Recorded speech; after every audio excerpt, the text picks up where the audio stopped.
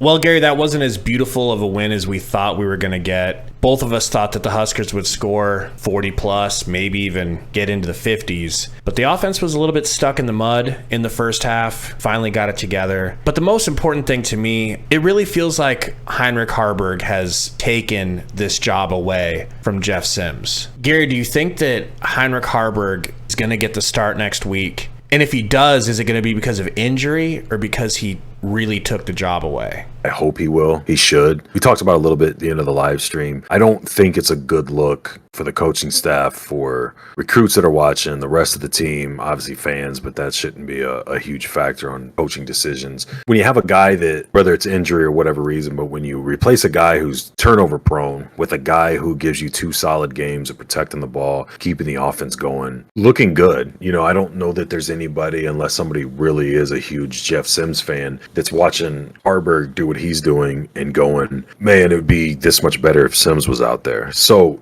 to come off of an injury that's had you sidelined and doing who knows what, but from the sounds of it, not 100% full go at practice, your first real action is against the number 2 team in the nation, I think is just not a bright move. Haarberg, for sure, in my opinion at least, and I think a lot of others, proven that it's his job, that he deserves it, that he can handle it, that he can take care of the football, he can orchestrate the offense, he can lead, he can get guys to follow and listen. Not to change the subject and not to keep kicking a dead horse, that offensive line is so bad. We don't really know what either of them can do in full spectrum. We know they can both run really well. We know that we can run decent as a team, but how well can we run? How much better would we be able to run if that line was, a little more serviceable or even average at best? I don't think the passing game is going to be a factor no matter who the quarterback is. I think you just need a guy who's going to protect the ball, because you're going to lean on your quarterback more to run, and you're going to obviously do a lot of handoffs and things like that to maximize what production you are able to squeeze out of that offensive line. And right now it appears to be strictly on the running side of things. So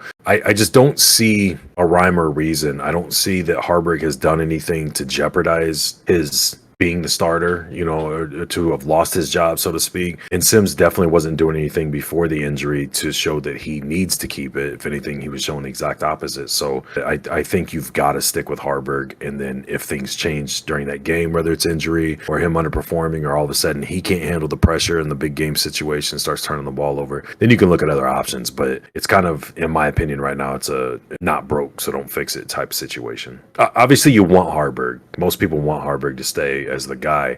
But is there a situation or scenario where Rule rolls out Sims and you go, I could see it for this reason or that reason? I definitely can see it. He really likes Sims. Every chance he gets to make excuses for him, whether he's right or he's wrong, I don't mean that in a negative way, he takes that opportunity. Explains that Sims was under different, more pressure, and that is true. For me, I just want to win, and I don't think we're going to beat Michigan necessarily, but I really do want him to just live by which player gives us the better chance to win, and right now that's clearly Haarberg. The defense had a really poor first half of the game. It felt to me like they were overlooking their opponent, maybe thinking about next week too much this week, maybe had too high of an opinion of themselves, as they should. They've earned it. Do you feel like the defense did enough in the second half to calm you back down and feel like these are the real black shirts and we don't need to be worried? Yeah, and more so, I feel better about the coaching staff. To me, that's a coaching thing right there. We've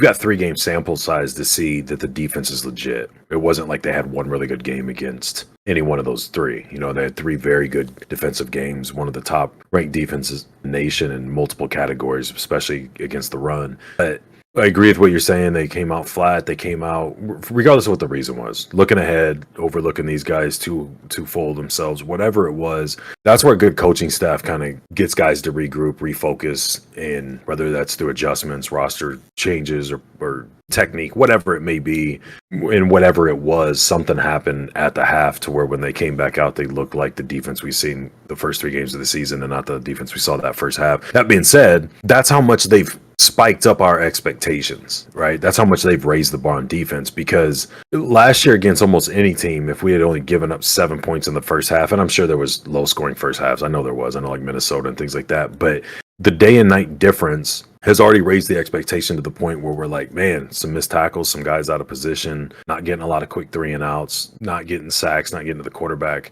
Things like that really raised some eyebrows right away in literally like 3 games. You know, he went from relying on Trey Palmer taking the top off to kind of mask the fact that our defense wasn't very good and try to outscore opponents, to so reliant on that defense and expecting them to play at that high standard. We thought that was bad. We still only gave up 7 points. So yeah, if that's what that's what the defense being down is going to look like, I think everybody would take that, especially if you told them before the season started.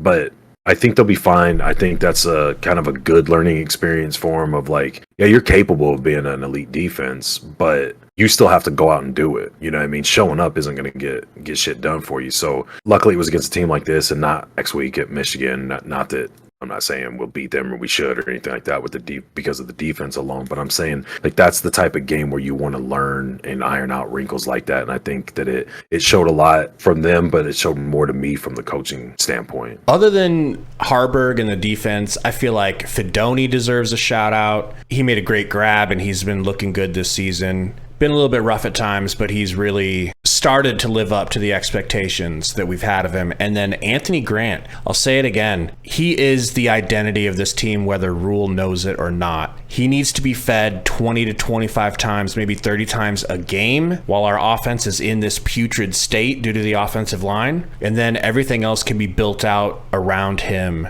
And then we just have to hope and pray he stays healthy. What do you think? Yeah, I agree. And I talk a lot, and I know we discuss a little bit, and other people bring up like how much better overall as a team we'd be if that offensive line could give a quarterback even a couple seconds for a play to develop, you know, to see what the passing game looks like, to make defenses have to worry about the pass. Maybe not as much as the run, but enough, you know, like to be a factor. I can't help but think, both last year and this year, how much better would Grant look? You know, at one point he was leading the Big Ten in rushing last year, and then he was like second to Ibram or Brown or one of those guys. But imagine just a decent offensive line for him to run behind. Like I've said, and I think you've agreed, I felt he was the better back of everybody going in. I'm a big Ramir Johnson guy, but I mean, when you look at versatility and all-around skill of what a guy can do, I think he's a little bit of a mixture of both Ramir and Gabe Irvin, where he has more bounce and I feel better field vision than Irvin, but runs like that as a hard runner, and maybe not quite as much of the bounce and things like that as Ramir, but it still has that and is a more powerful runner. So